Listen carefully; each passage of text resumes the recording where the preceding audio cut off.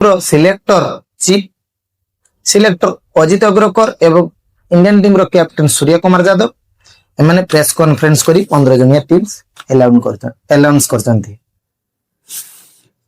देखिबा सूर्य कुमार यादव कैप्टन रहिले, अभिषेक शर्मा, संजू सैमसन, तिलक वर्मा एवं हार्दिक पांड्या, शिवम दुबे, अक्षर पटेल, रिंकू सिंह टीम को तार वापसी होईची एवं जसप्रीत बुमराह, हर्षित राणा, हर्षदीप सिंह, कुलदीप यादव, वरुण चक्रवर्ती, वाशिंगटन सुंदर एवं द्वितीय विकेट कीपर हिसाब रे ईशान किशन को टीम को नियाईची एवं जो जितेश शर्मा थिला ताको ड्रॉप कर दिया है।